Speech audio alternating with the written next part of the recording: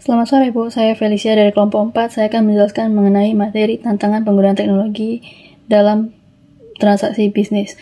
Tantangan dalam penggunaan teknologi dalam transaksi bisnis itu yaitu masalah atau hambatan yang bisa muncul saat toko atau bisnis menggunakan teknologi dalam kegiatan jual belinya. Contohnya itu yang pertama itu akan terjadi kemungkinan gangguan sistem atau error saat transaksi. Contohnya mesin kasir tiba-tiba mati saat proses pembayaran, sehingga konsumen harus menunggu lebih lama. Lalu kedua, resiko kebocoran data dalam sistem transaksi harus diwaspadai agar tidak disalahgunakan oleh pihak yang tidak bertanggung jawab. Contohnya, seorang pelanggan membayar menggunakan kartu debit, lalu datanya diretas oleh seseorang yang tidak bertanggung jawab dan disalahgunakan untuk pembayaran ilegal. Lalu yang ketiga, karyawan harus diajari cara penggunaan alat agar bisa bekerja dengan lancar dan baik. Contohnya, ketika di suatu toko retail merekrut karyawan baru, mereka harus mengajari karyawan tersebut bagaimana cara menggunakan mesin edisi, mesin kasir, dan bagaimana cara mengaktifkan komputer di mesin kasir. Lalu yang keempat, bisnis retail harus terus memperbarui teknologi agar tetap bersaing secara lebih modern. Contohnya, toko A masih membuat pencatatan manual, masih menggunakan pencatatan manual, sedangkan toko B lebih memilih untuk menggunakan pencatatan otomatis melalui sistem atau internet dan jaringan. Maka konsumen akan beralih ke toko B karena menurut mereka lebih efisien dan lebih praktis. Selanjutnya yaitu integrasi pembayaran secara elektronik.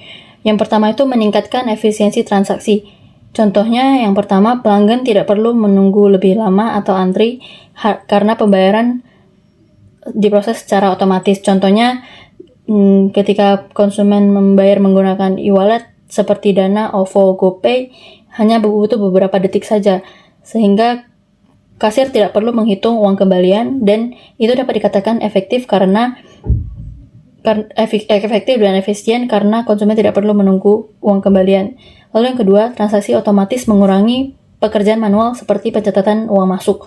Contohnya, sistem langsung mencatat pembelian saat pelanggan membayar menggunakan e-wallet. Lalu yang ketiga, semua transaksi terekam otomatis sehingga pengelolaan keuangan lebih rapi. Contohnya, toko bisa langsung mengecek laporan penjualan. Toko bisa langsung mengecek laporan penjualan hanya dengan melalui kasir digital. Yang keempat, sistem bisa langsung mengurangi jumlah stok saat barang terjual. Contohnya, saat terjual satu botol sampo, maka sistem akan otomatis mengurangi jumlah stok. Lalu selanjutnya, semua data tersimpan otomatis dan lengkap, bisa digunakan untuk analisis. Contohnya, pemilik toko bisa melihat barang apa saja atau produk apa saja yang paling laku selama beberapa minggu terakhir, sehingga mereka dapat menyesuaikan stok terhadap keperluan barang-barang tersebut oleh konsumen. Lalu selanjutnya, data pelanggan terlindungi agar tidak disalahgunakan oleh pihak tidak bertanggung jawab. Contohnya, saat bayar pakai kartu debit, data kita diamankan dengan teknologi enkripsi agar tidak bisa diretas. Lalu yang terakhir, contohnya seperti kasir Indomaret terhubung langsung dengan komputer, jadi transaksi akan terjadi lebih cepat dan data penjualan akan tercatat otomatis. Dan lalu selanjutnya, sistem pembayaran elektronik harus aman, terjaga keamanannya, dan mudah diakses oleh siapapun. Contohnya, yang pertama itu data seperti nomor telepon, saldo, ataupun informasi harus terlindungi agar tidak disalahgunakan. Contohnya, aplikasi Dana memakai PIN atau OTP agar orang lain tidak bisa mengakses akun kita.